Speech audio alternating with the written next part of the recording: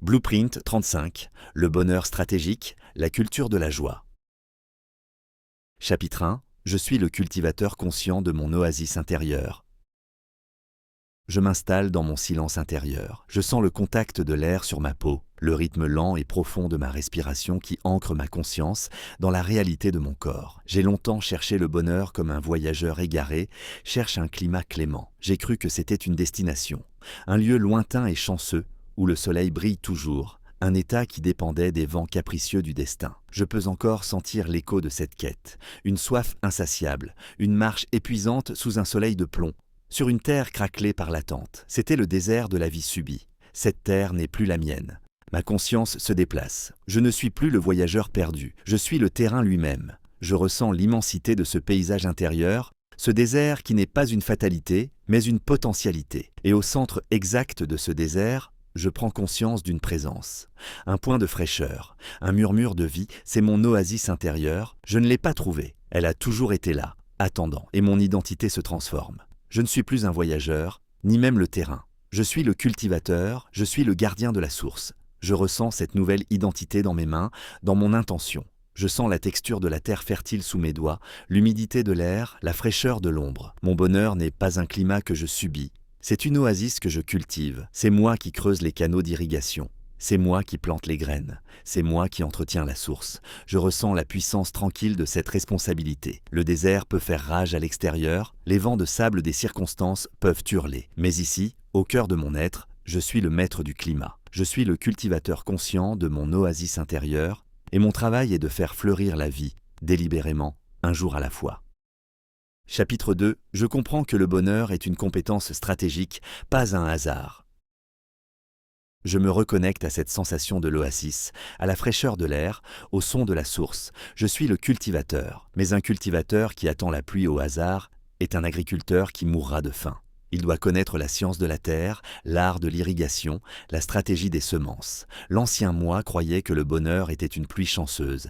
Cette croyance est une superstition. Je déploie maintenant, sur la table de mon esprit, les plans de mon oasis. Je ne vois plus un jardin magique, je vois un système hydro-agronomique d'une grande sophistication. Je comprends que le bonheur n'est pas une émotion que l'on trouve, c'est une compétence que l'on développe. Ce n'est pas un état que l'on subit, c'est un résultat que l'on produit. Je regarde les plans et je vois les mécanismes. Chaque pratique, la gratitude, l'optimisme, la bienveillance, n'est pas une pensée positive vague. C'est un canal d'irrigation que je construis délibérément pour amener l'eau de la source vers une partie spécifique de mon jardin. Je comprends que mon cerveau est un muscle. Je peux l'entraîner à repérer le positif de la même manière que je peux l'entraîner à lire ou à calculer. Je choisis de ne plus être l'amateur qui jette des graines au vent. Je deviens l'ingénieur, le biologiste, le stratège de mon propre bien-être. Je comprends que le bonheur n'est pas un luxe. C'est un avantage stratégique. Un esprit qui opère depuis l'oasis est plus créatif, plus résilient, plus efficace. C'est la condition optimale pour la performance. Je ne suis plus passif, je suis proactif. Je n'espère plus être heureux. Je décide de le devenir en apprenant et en appliquant les protocoles de la culture de la joie avec la rigueur et la discipline d'un maître artisan. Chapitre 3. Je me donne la permission inconditionnelle d'être heureux. Je suis le cultivateur, armé de la connaissance et de la stratégie. Les plans sont clairs, les outils sont prêts, mais je remarque une hésitation subtile dans ma main, une force invisible qui m'empêche de commencer le travail. C'est un vieux fantôme, une croyance toxique qui murmure dans les profondeurs de la terre « Tu ne le mérites pas ». Le bonheur est pour les autres, tu dois d'abord souffrir. Je reconnais ce poison. C'est la croyance que le bonheur est une récompense conditionnelle, quelque chose qui doit être gagné après une longue pénitence. Je vois ce fantôme pour ce qu'il est, une chaîne, un poids hérité que je traîne sans raison. Aujourd'hui, je brise cette chaîne. Je me tiens au centre de mon oasis, je prends une profonde inspiration et je prononce un décret souverain.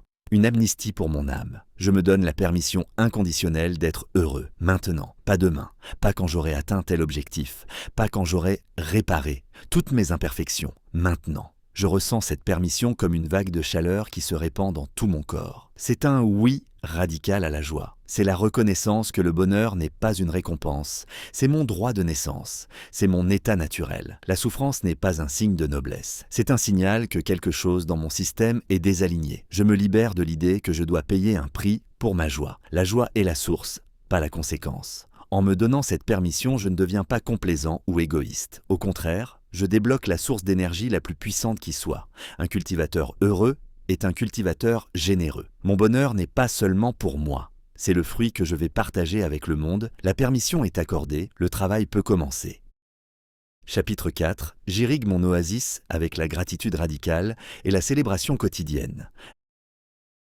La permission est accordée. Je suis prêt à creuser le premier et le plus puissant des canaux d'irrigation. C'est le canal de la gratitude. Je comprends que la gratitude n'est pas une émotion que je ressens passivement quand quelque chose de bien arrive. C'est une pratique active. C'est une lentille que je choisis de poser sur mes yeux pour regarder le monde. Chaque matin, avant que le bruit du monde ne commence, je m'assois au bord de la source de mon oasis et je commence le travail. Je ne cherche pas les grandes choses extraordinaires, je cherche l'or caché dans l'ordinaire. Je prends un instant pour ressentir la chaleur du soleil sur ma peau et je ne me contente pas de le remarquer. Je ressens une vague de gratitude profonde pour cette chaleur. Je bois une gorgée d'eau fraîche et je suis submergé de reconnaissance pour ce miracle simple. Je pense à une personne dans ma vie et je laisse le sentiment de gratitude pour sa présence m'envahir complètement. Mon cerveau, par défaut, est un détecteur de menaces et de manques. Je le réentraîne délibérément à devenir un détecteur de dons. Je ne fais pas semblant, je ne me force pas. Je cherche sincèrement et je trouve toujours. Cette pratique est l'irrigation quotidienne. Je sens l'eau fraîche et vivifiante de la gratitude s'écouler dans les canaux,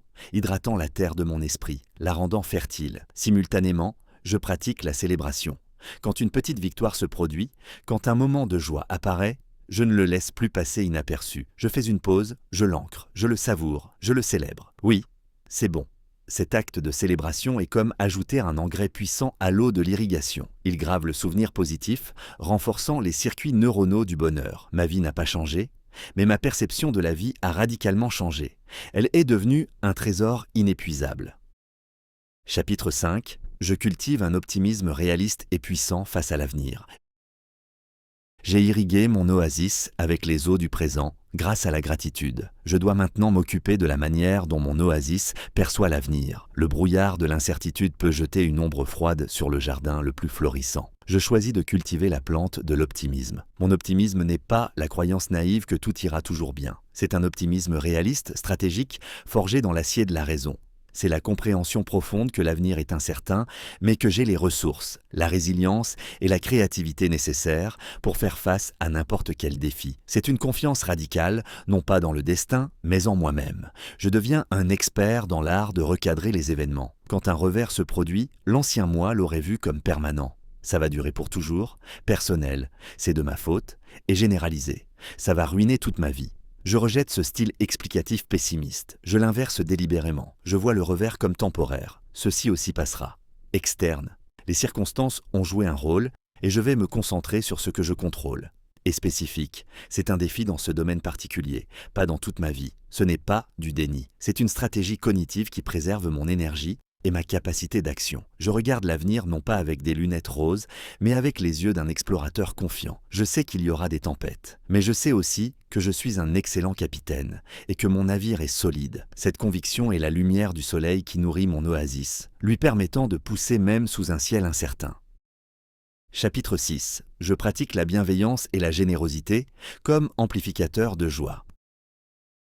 L'oasis est irriguée par la gratitude et baignée par le soleil de l'optimisme. Elle est luxuriante. Je pourrais être tenté de la garder pour moi, de construire de hauts murs pour protéger ma propre félicité. Mais je comprends une loi fondamentale de l'écologie du bonheur. Une oasis qui ne partage pas son eau finit par devenir un marécage stagnant. Pour que la source reste pure et vive, son eau doit circuler vers l'extérieur. Je construis les canaux de la bienveillance et de la générosité. Je ne vois plus le bonheur comme une ressource à accumuler, mais comme une énergie à rayonner. Je commence par la bienveillance. Je pratique l'art de souhaiter sincèrement du bien aux autres, même à ceux avec qui je suis en désaccord. Je ressens cette intention comme une chaleur douce qui part de mon centre et s'étend. Cet acte ne change peut-être pas les autres, mais il me transforme moi. Il dissout les toxines du ressentiment et de la comparaison. Puis je passe à l'action. La générosité. Je ne parle pas seulement de générosité financière. Je parle de la générosité de mon temps, de mon attention, de mes compétences. Un simple acte de gentillesse, un compliment sincère, une offre d'aide inattendue. Chaque acte de générosité est un canal qui s'ouvre. Et je ressens le paradoxe magique. En donnant, je ne perds rien. Au contraire, le flux de la source à l'intérieur de moi semble s'intensifier. C'est comme si chaque acte de don creusait le lit de la source, la rendant plus profonde et plus abondante. Mon bonheur n'est plus un état isolé et égoïste. Il devient une partie d'un écosystème plus large. En nourrissant les autres, je me nourris moi-même de la manière la plus profonde qui soit. Chapitre 7. Je savoure consciemment les plaisirs simples de l'existence, savoring.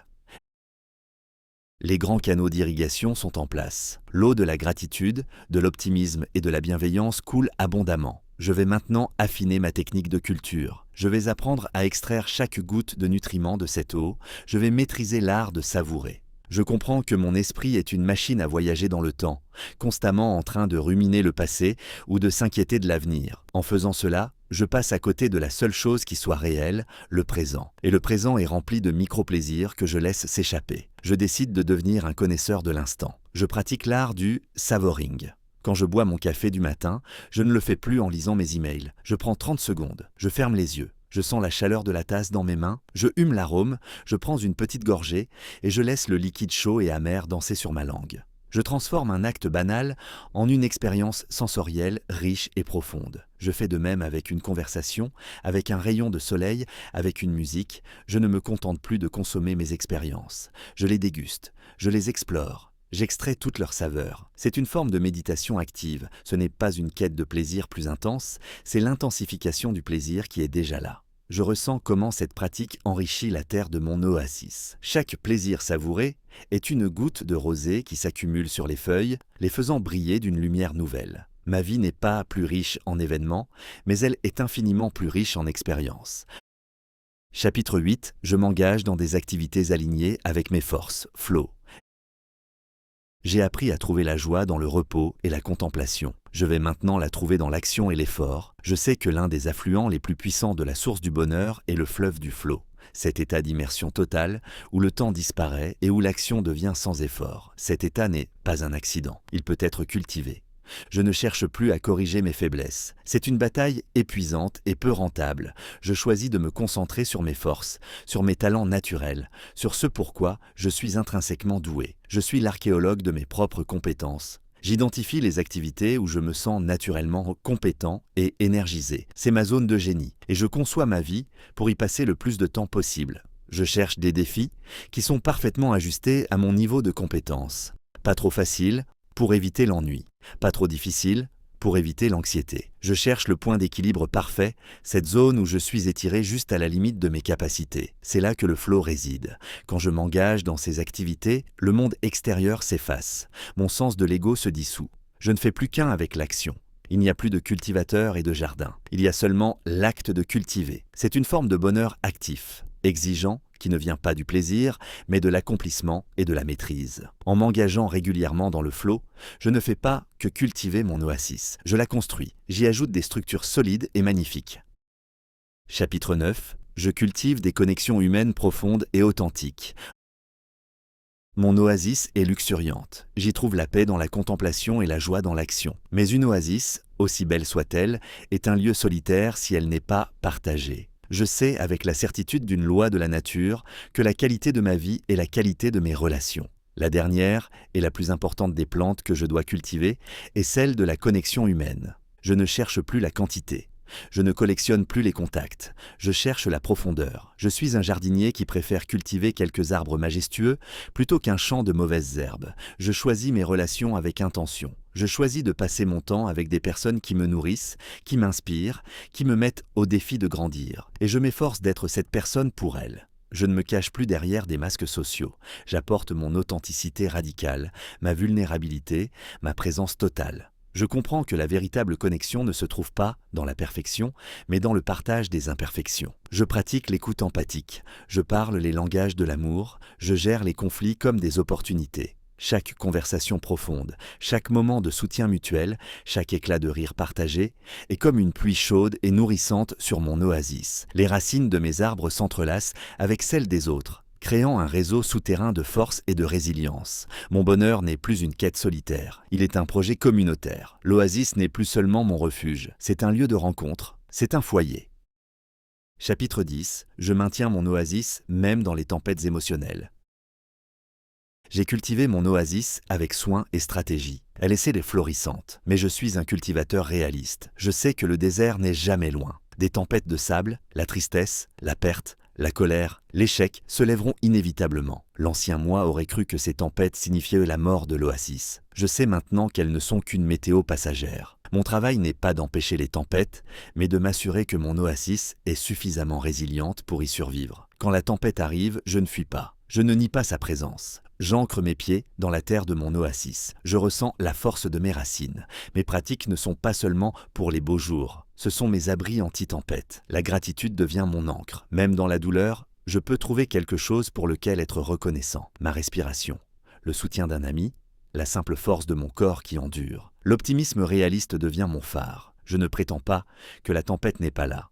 Je me souviens qu'aucune tempête ne dure éternellement. Ceci aussi passera. Mes connexions humaines deviennent mon brise-lames. Je me permets d'être vulnérable, de partager ma douleur, de laisser les autres m'abriter un moment. Je ne vois pas la tristesse ou la colère comme des envahisseurs qui détruisent mes plantes. Je les vois comme une pluie violente. Elle peut casser quelques branches, mais elle nettoie aussi la poussière et, finalement, elle nourrit la terre. Je fais confiance au processus. Je fais confiance à la résilience de mon oasis. La tempête passe, le soleil revient, et je découvre que mon jardin, bien que secoué, est encore là, peut-être même un peu plus fort, ses racines un peu plus profondes. Chapitre 11. Mon niveau de base de bonheur est élevé, stable et en croissance continue. Le temps a passé. Des saisons de soleil éclatant et des saisons de tempêtes violentes ont balayé mon paysage intérieur. Et je constate un changement fondamental. L'oasis n'est plus un petit point de verdure fragile au milieu d'un immense désert. L'oasis s'est étendue. La terre fertile a gagné du terrain sur le sable. Je comprends maintenant le concept de niveau de base de bonheur. Ce n'est pas l'euphorie constante, c'est le point de retour, l'état par défaut de mon esprit. Les événements positifs peuvent me faire monter au-dessus. Les événements négatifs peuvent me faire descendre en dessous. Mais mon centre de gravité émotionnelle, grâce à ma culture consciente et stratégique, s'est élevé. Mon état normal est désormais un état de calme, de contentement et de joie sereine. Ce niveau de base est stable. Il n'est plus à la merci des fluctuations quotidiennes de la vie. Il est ancré par la gratitude, soutenu par la résilience, nourri par les connexions. C'est une fondation solide. Et il est en croissance continue. Je ne suis pas arrivé à une destination finale. Je suis un cultivateur pour la vie. Chaque nouvelle pratique que j'intègre, chaque nouvelle connexion que je tisse, chaque tempête que je traverse avec sagesse ajoute quelques centimètres de terre fertile à mon royaume. Je ne suis plus un chercheur de bonheur, je suis une source de bonheur. Mon oasis n'est plus un lieu que je visite, c'est ce que je suis. Et elle continuera de fleurir, de plus en plus belle, de plus en plus vaste, pour le reste de mes jours.